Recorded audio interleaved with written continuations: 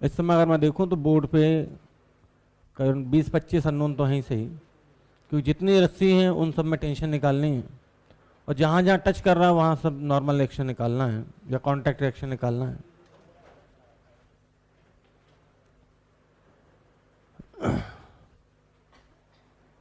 तो ये बात सच है कि अगर मैं देखूं तो 400 इधर लग रहा है और 200 इधर लग रहा है, तो नेट फोर्स इधर है तो एस्लेशन तो इधर ही आएगा। ठीक, मैं बिल्कुल तरीके से चल रहा हूँ, थोड़ी देर बाद उससे फास्ट, फिर सबसे फास्ट। ठीक, अब यार हमने 400 न्यूटन लगाया 3 केजी पे, तो 2 केजी को आगे ले जाने वाला कौन?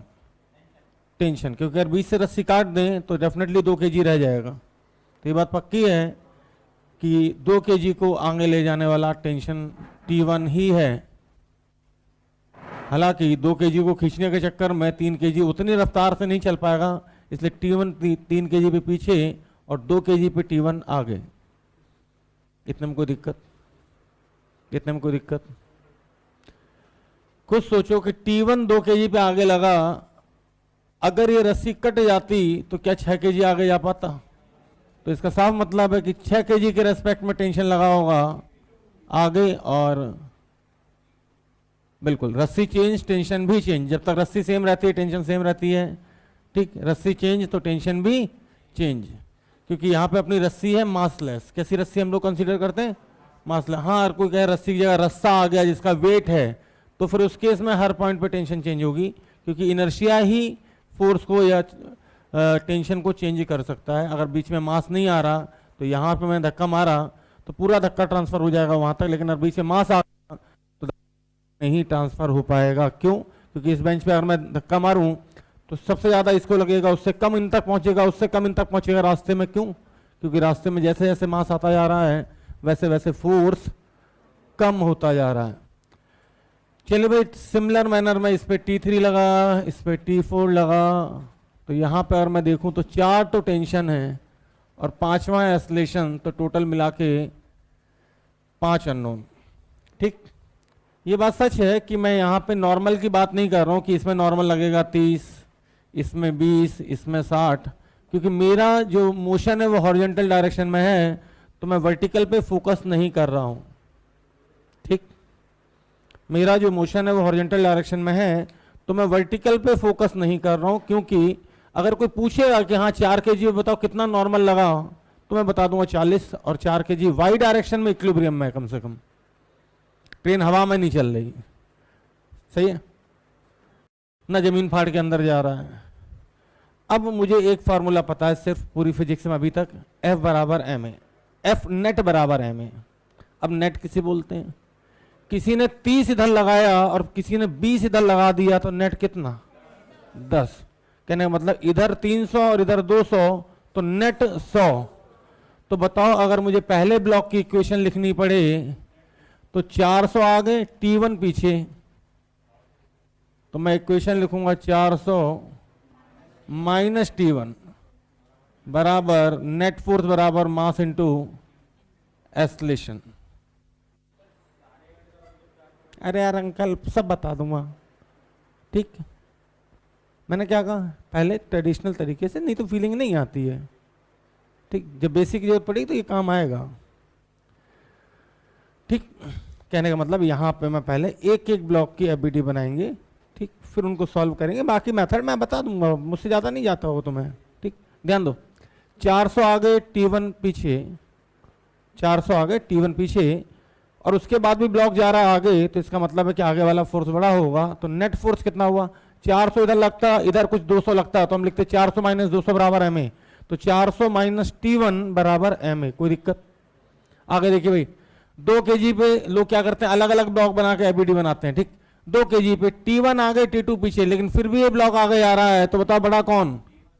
T1। तो T1 में से, तो T1 माइनस T2 बराबर 2 है। बात समझिए, अच्छा टीचर वो नहीं जो जिसको नॉलेज है ना, अच्छा टीचर वो जो 0 से शुरू करे और किसी भी लेवल पे लोगों को समझा ले जाए। नॉलेज तो किसी को भी हो सकती है, नॉलेज ट्रांसफर करना बड़ी टेढ़ी चीज है।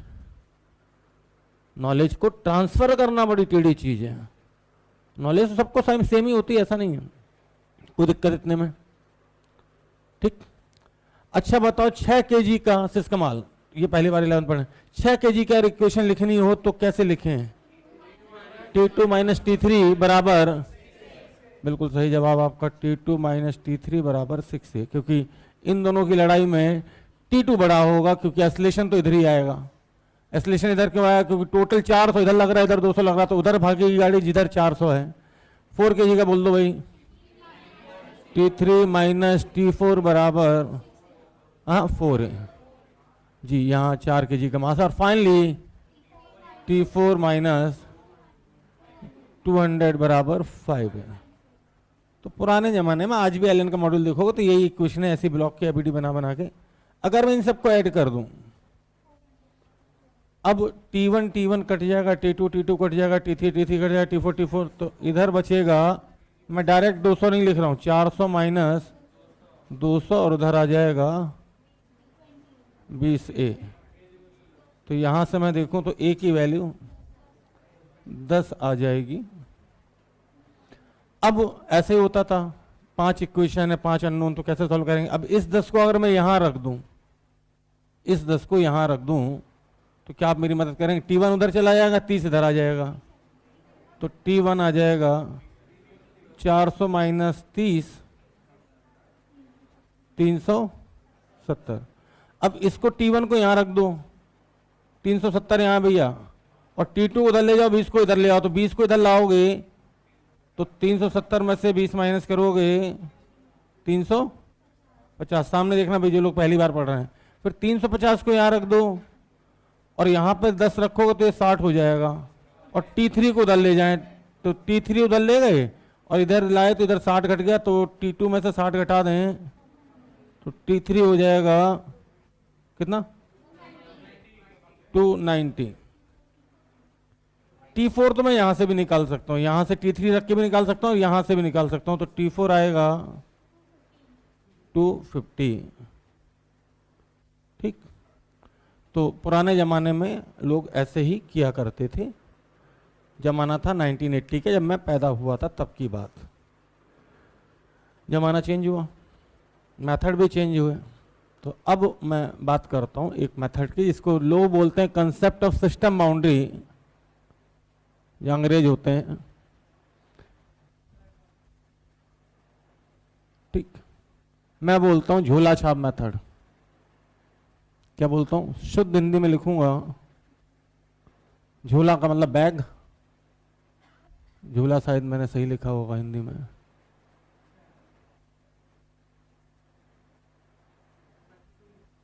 जी, ये पहली बार मैंने जो पढ़ा था जब मैं छोटा था, तो रेस्निक हॉलिडे में एक किताब आती थी, तो उसमें था ये कहीं लिखा हुआ था कि we take this 2 blocks in a system boundary. ठीक, तो हला दिमाग के अंदर ही नहीं घुसा, इफ वी टेक दिस। तो अब बाद में समझ में आया, भैया जी बता रहे हैं सब्जी लेनी है और एक बैग में रख लेनी है। अच्छा अच्छा, ठीक, बताते हैं। इस मार्कर को देखो, इसके अंदर बहुत सारे इलेक्ट्रॉन होंगे, बहुत सारे प्रोटॉन होंगे, और उन सब में रिपल्सन या अट्रैक्शन लग रहा होगा, कोई ना कोई फोर्स लग रहा हो। लेकिन बताओ, क्या उन फोर्सेस की वजह से ये मार्कर एस्लेट कर सकता है? नहीं। ठीक, जो मैं पूछूं वो, मेरी कार पंचर हो गई, कार के अंदर बैठे बैठे क्या मैं कार को धक्का मार सकता हूं? ये ऐसी चीज है जो ड्राइवर को भी आती है और गाड़ी वाले को भी आती है। क्यों नहीं मार सकते? क्यों बताता हूं। क्योंकि जब तुम अंदर धक्का मार रहे हो तो जितना धक्का तुम स्टीयरिंग पे लगाओगे उतना ही तुम अपनी पीठ पीछे वाली सीट पे लगा दोगे, तो एक्शन से दोनों कैंसिल। तो ऐसे फोर्सेस को हम बोलते हैं इंटरनल फोर्स। क्या बोलते हैं?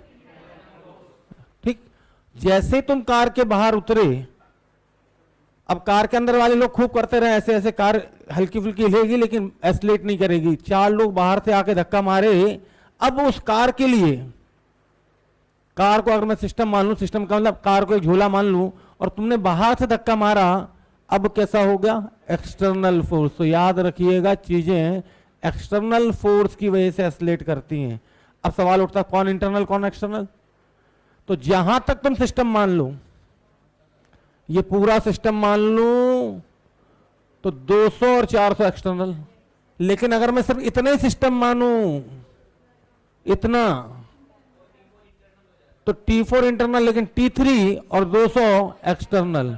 अब ये अपने मर्जी पे है कि मैं कितने को झोले के अंदर रखूं और कितने को झोले के, जो फोर्स निकालना है उसको हमेशा झोले के बाहर रखो, क्योंकि दिखना तो चाहिए।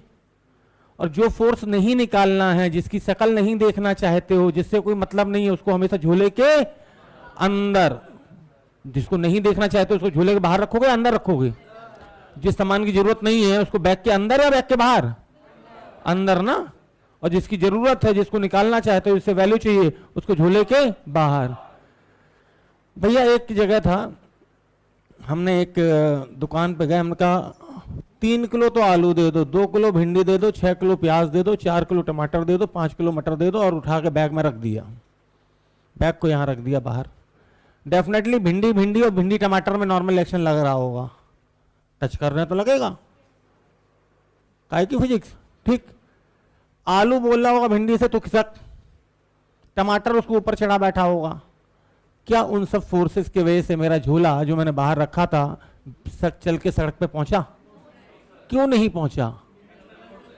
क्योंकि वो सारे फोर्सेस झोले के अंदर लग रहे हैं, और वो कैसे हैं? Internal force. कोई दिक्कत? तो that's why this method is called झोला छाप मेथड। जो ब्लॉक की टेंशन हमें नहीं निकालनी होगी उसको हम झोले के अंदर रखेंगे, जिसकी निकालनी होगी उसको झोले के बाहर रखेंगे। कोई दिक्कत? आइए देखते हैं। किसी ने कहा, अभी थोड़ी देर पहले कोई बकवास करने के मूड में था, ठीक, मैंने कहा रुक जा भाई, 5 मिनट तो रुक। ठीक, सांड की तरह बदन हो रखा है। अगर कोई कहे मुझे एस्लेशन निकालना है, सिर्फ T1 T2 T3 T4 का हस्तक्षेप नहीं चाहिए, तो मन ही मन में मैं ऐसे एक झोला मान लूंगा, और तुम्हारे लिए ये 5 ब्लॉक हैं, मेरे लिए अब हो गया 1 ब्लॉक। 1 ब्लॉक। पॉलिथीन से सामान निकाल के रख दिया, कितने आइटम? 5। सारे उठा के एक बैग में रख दिया, पूछो कितना आइटम? 1। कोई दिक्कत? पैकर्स एंड मूवर्स वालों को भी पता है ये चीज, यही करते हैं, भर शिफ्टिंग होती है, उठा के ये ले ये ले ये ले, ले। कितने कार्टून? 1। एक ही काउंट होता है। ठीक, तो भाई मैं बनाऊंगा नहीं, फोटो गंदा नहीं करूंगा, मन ही मन में मैंने एक झोला मान लिया। बोलो बालक, कितने ब्लॉक? 1। कितने किलो का? 20 किलो। 20 किलो के ब्लॉक पे 400 उधर लगा, पीछे लगा 200, तो नेट फोर्स, और नेट फोर्स बराबर होता है मास। नेट फोर्स पर कुछ लोग ऐसे बैठे जो पहली बार पढ़ रहे हैं, नेट फोर्स बराबर होता है मास इंटू। सोचो जितना एक्साइटेड तुम होते हो, अगर जितनी नॉलेज मेरे बराबर तुम्हें होती तो तुम यहाँ पढ़ा पाते क्या? तुम तो कहते ओ दो दो दो दो दो, दो आंसर सब आ गए। ठीक, नेट फोर्स 400 माइनस 200 मतलब कि हो गया 200, और टोटल मास है 20। तो अब हम फार्मूला यूज करेंगे F बराबर M ए, तो 200 बराबर 20 इंटू ए, तो A बराबर 200/20, मतलब A बराबर लिखा हुआ पहले से। अब हमें इतने को ऐड नहीं करना है। ठीक, अब गौर फरमाइए। एक बच्चा बोला सर एक साथ ऑब्जेक्टिव में इतने सारे अननोन तो आते नहीं है। ठीक, तो सिर्फ मुझे अगर T3 निकालना हो तो क्या करूं? अब ध्यान दें, बातें नहीं। अब मेरे पास 2 ऑप्शन है, मैं इधर से भी सिस्टम बाउंड्री मान सकता हूं या झोला मान सकता हूं, और इधर से भी मान सकता हूं। या T2 निकालना है तो इधर से भी मान सकता हूं, इधर। तो T2 के लिए तो मैं इधर से मान के दिखा देता हूं। ठीक, और जब T3 निकालूंगा तो इधर से मान लूंगा, आपकी मर्जी किधर से ही मानो। ठीक, तो किसी ने कहा T2 डायरेक्ट ही है, T1 का रोल नहीं आना चाहिए। तो मैंने कहा देखो भैया, अब मेरे पास जो है 5 kg का एक ब्लॉक है,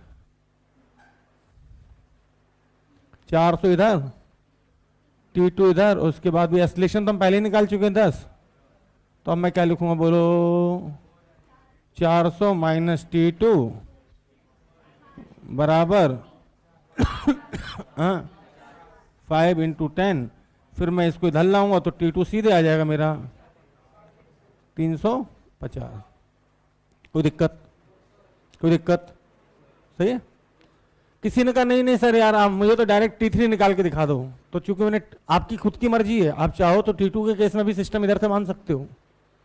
ठीक, बोले सर T3 इधर से निकाल के दिखाई दो तो मान जाए। हम कहा बोलो भैया कितने झोले हैं? 1। मैं डायग्राम गंदा नहीं करना चाहता जानबूझ के, 5 इधर, 4 इधर, लेकिन अब की बार इधर लग रहा है T3 और इधर लग रहा है 200, तो मैं लिखूंगा T3 माइनस 200 बराबर 9A जानबूझ के लिख रहा हूं, और A की वैल्यू है 10 और 200 को जब इधर ले जाऊंगा तो 290। भाई ये आंसर भी मैंने देखा तो सही बैठ रहा है। तो इस मेथड को मैंने नाम दिया झोला छाप मेथड। ईमानदारी बता रहा हूँ 2002 में मेथड में पढ़ाना शुरू कर दिया था, तो 2002 से आज तक क्या किया, फिर घात ली। अब आओ, एक ऐसा मेथड, मुझे हमेशा ऐसे चीज़ों की तलाश रहती है, हमेशा से, मतलब बचपन से, कि मुझे मेहनत ना करनी पड़े गुरु, और फास्टेस्ट होना चाहिए। मतलब कि अगर मैं क्रिकेटर होता तो मेरी मारी हुई बॉल फील्ड पे किसी को दिखनी नहीं चाहिए, इतनी तेजी से हिट करता। साले दिखेगी तो पकड़ोगे ना बाउंड्री, इससे स्लो नहीं। उसके लिए हो सकता मुझे कुछ मेथड इजाद करने पड़ते, कुछ टेक्निक्स इजाद करनी पड़ती, कुछ ना कुछ तो करता। ठीक, शुरू करें। इस मेथड को मैंने नाम दिया आलू बेचो मेथड। आलू बेचो मेथड। अब जाहिर सी बात है कि 2 किलो और 3 किलो पिज्जा तो नहीं खरीद सकते। सोना बोलेंगे तो तुम लोग को हार्ट अटैक आ जाएगा। 2 किलो सोना, 3 किलो सोना, सोना 10 रुपये किलो, ऐसा नहीं। तो आलू एक सस्ती चीज़ थी, या आलू खरीदो मेथड शांति से, क्योंकि इस मेथड के बाद आपको ना ये करने की जरूरत पड़ेगी, ना ये सोचने की जरूरत पड़ेगी, ना ये। प्लीज सामने देखें, पेन नीचे ड्रॉप। और इस मेथड की खास बात यह है कि भाई 3 चीज़ें चाहिए थी मुझे लाइफ में। पहली चीज़, जब मैं पढ़ाऊँ तो मेरे बच्चे को रिवीजन ना करना पड़े। सारा रिवीजन का हमेशा माथा फोड़ी होती थी मेरी लाइफ में। भूल गए, ले अब फिर से मास्टर कह देता था, ठीक, ये स्कूल में मास्टर कहते यार रिवाइज कर लेना। तो मैंने मेथड अभी तक तुम देखो फिजिक्स में तुम्हें कुछ पढ़ा के नहीं दिया। प्रोजेक्टाइल खत्म, रिलेटिव खत्म, पलटा के चिपका दो, जो टेढ़ा उसको सीधा कर लो, ऊपर वाला बराबर नीचे वाला, आगे वाला बराबर पीछे वाला, यही चला अभी तक। ठीक, एक बार में एक को देखो, एक बार में दोनों को मत देखो, एक्स का वाई से, वाई का एक्स से कोई लेना देना नहीं। ठीक, तो मैंने कंसेप्ट जानबूझ के ऐसे बनाए ताकि लोगों को इजीली समझ में आ जाए। और नई जनरेशन है तो यही समझेगी एक बार में एक को देखो, एक बार में दोनों को मत देखो, मौका लगे तो। जो हालत तुम करते हो वही मैंने पढ़ा दिया, उसमें क्या है। आओ शुरू करें। मेरी मम्मी ने मुझे 400 रुपए दिए। कितने दिए? कहा बेटा आलू खरीद लाओ। तो मैंने पहले 3 किलो खरीदे, फिर 2 किलो, फिर 6 किलो। जरूरत पड़ेगी तो मैं डायरेक्ट खरीद लूंगा यहां से, है ना। फिर 6 किलो, फिर 4 किलो, फिर 5 किलो। टोटल कितने किलो आलू खरीदे? और मेरे पास आखिरी में बचे कितने रुपए? कितने खर्च हुए? 200 खर्च हुए। 20 किलो आलू 200 रुपए का, तो 1 किलो आलू, 1 किलो आलू सब्जी वाले को भी सिखा दूंगा, पक्की बात है। ये रहा सॉल्यूशन। मुझे ये बताओ कि 1 किलो आलू 10 रुपए का, तो 3 किलो आलू कितने के? तो 30 आलू खरीद लिए ना, तो इसको देने पड़ेंगे। तो 400 में से 30 इसको दे दिए तो कितने बचे? 370। 2 किलो आलू जल्दी बोलो। 2 किलो आलू कितने के ये पूछ रहा हूं मैं? 20 के। 370 में से 20 दे दिया तो कितने बचे? 6 किलो आलू 60 नहीं घटा सकते तो पहले 50 कितने? 290। 4 किलो आलू 40 दे दिए 250। 5 किलो आलू 50। Cross check. अगर किसी को भी हिसाब किताब में मैंने ज़्यादा पैसे या कम दिए होते तो आखिरी में हिसाब गड़बड़ हो जाता। सही है, आप चाहो तो देख लो। यहाँ पे एक डिजिट चेंज कर दो बस। आखिरी में चिल्ला के बोलेगा गलती हो गई। करके दिखाऊं? मान लो यहाँ जल्दी मैं 280 कर देता हूँ, यहाँ 280 करता तो 4 किलो के बाद यहाँ कितने बचते?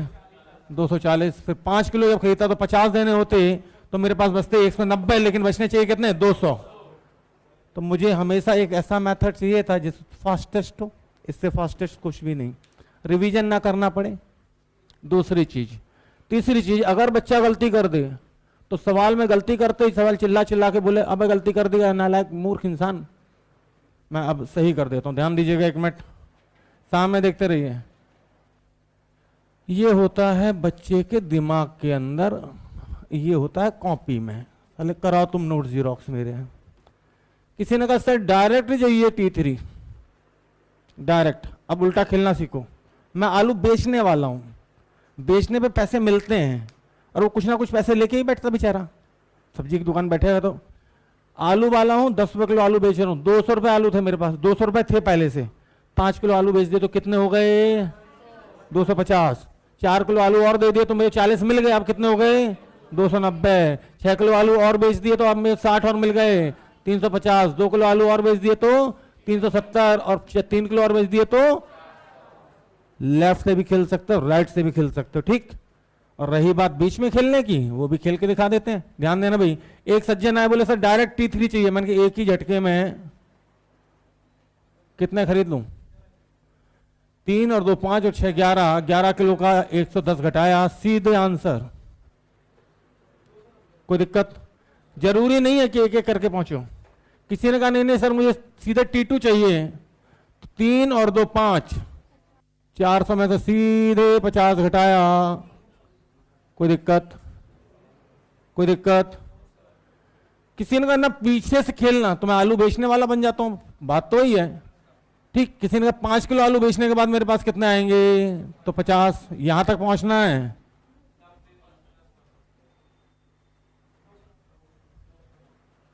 सब दिख रहा है, सब दिख रहा है। तुम सोचो यहां कि मुझे ऐसे मेथड पता होने के बाद मैं कितने पेशेंस के साथ खेलता हूं पहले, फिर यहां फिर यहां। तुम्हें तो घंटा कुछ नहीं आता, उतने मुंह छलने लगते हो। और सब निपटा लिए जाए जरा 5 मिनट में। अब जो काम वहां रस्सी कर रही थी, बोलो वही काम यहां पे कौन करेगा? तो ये N1, ये N1, मैं जितनी देर में N1 N2 लिखूंगा तो आंसर हो सकता है निकाल के बैठे हो जाओ। N2 N2, भाई हमने धक्का लगाया 400 पे, तो जाहिर सी बात है पर 400 न्यूटन लगाया 5 kg पे, तो 4 kg को आगे ले जाने वाला कौन? धक्का। तो जो काम वहां टेंशन करता है वही काम यहाँ पे कौन करता है? धक्का या कॉन्टैक्ट फोर्स। अरे यार सीधी बात है, पढ़े लिखे लोग क्या बोलते हैं? It's contact force between 2 bodies. गंवार आदमी क्या बोलता है? बस में चल रहे हो, ठीक, पीछे धक्का, अरे धक्का किसने दिया बे? ठीक, बात वही है, धक्का कॉन्टैक्ट फोर्स ही है। N3, अच्छा ये बताओ, सही बताना, अगर ये 5 ब्लॉक की जगह 3 मतलब 20 ब्लॉक भी मैं लगा दूं तो कितने सेकंड लगेंगे? 10 सेकंड, 5 सेकंड। शुरू हो जा रहे। मम्मी ने 400 रुपए बचे 200, कितने किलो आलू? 20 किलो आलू, तो 1 किलो आलू 10 रुपया किलो आलू, आलू 10 रुपए किलो, आलू 10 रुपए किलो, जल्दी बोलो। 350, पता चला? 4 किलो आलू 40 घटा दो, 310, 6 किलो आलू 60 घटा दो, 250, 2 किलो आलू 20, 230 and finally cross check. Finally cross check. आ जाओ, क्या देख रहे हो? ये तो और अच्छा है।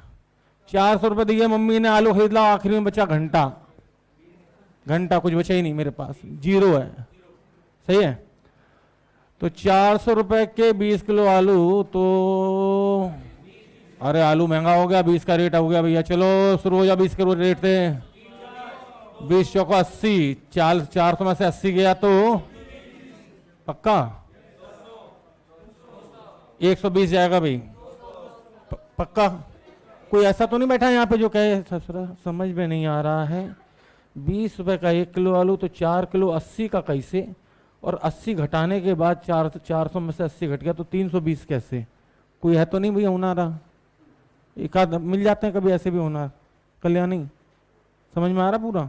ठीक, क्योंकि भैया इसके बाद तो फिर वो इसको बचता है कि आलू भी नहीं बेच सकते तुम। 120 के 120 गया तो 200, सही है। 60 गया तो 140, 5 किलो आलू, 2 किलो आलू 40 के 0 क्रॉस चेक। कोई दिक्कत?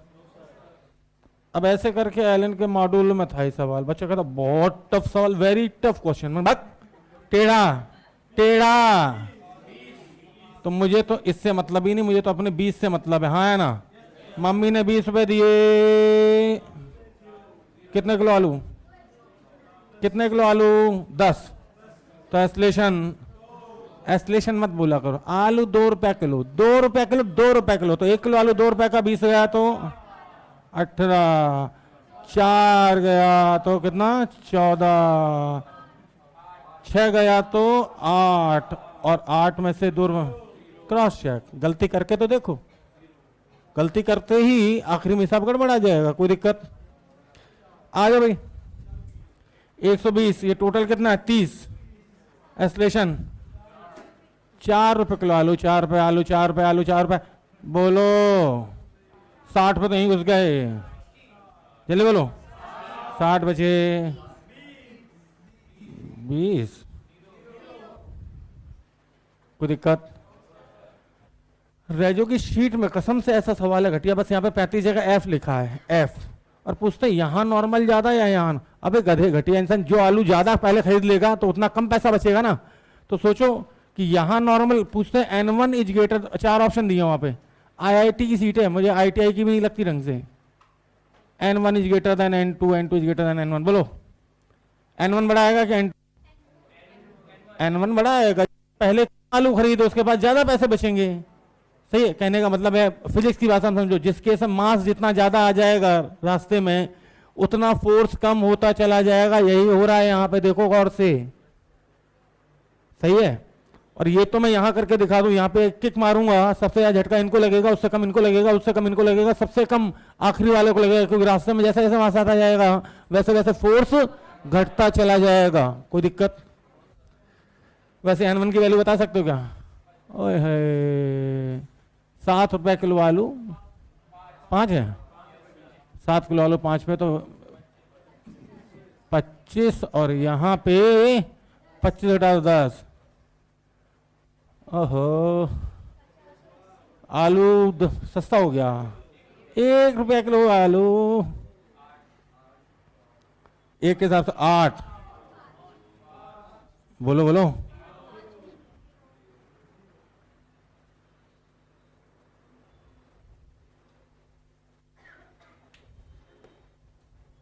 हम्म हम्म हम्म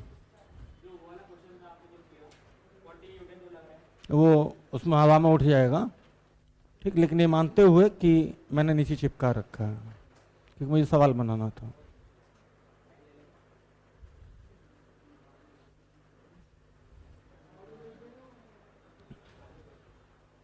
बेचो, हमें क्या दिक्कत है?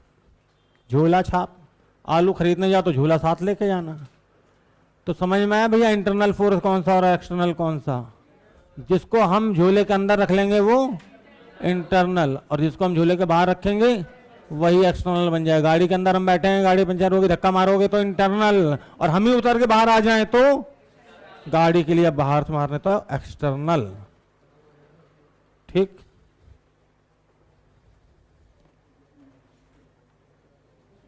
तो thank you all of you.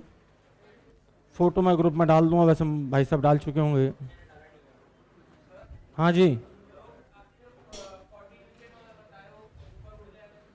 हाँ उठ जाएगा, लेकिन ये मानते हुए कि सवाल सिर्फ हमें हॉरिजॉन्टल में सॉल्व करना है। अरे बता दिया, पहले बता दिया उसको, ये मानते हो कि हमें सवाल सिर्फ हॉरिजॉन्टल में सॉल्व करना है, ठीक, नहीं तो फिर सवाल नहीं बनेगा, फिर यहाँ ब्लॉक हैवी लगाओ, नहीं उठेगा, लेकिन ब्लॉक हैवी लगाने पड़ेंगे। चलिए भाई, धन्यवाद।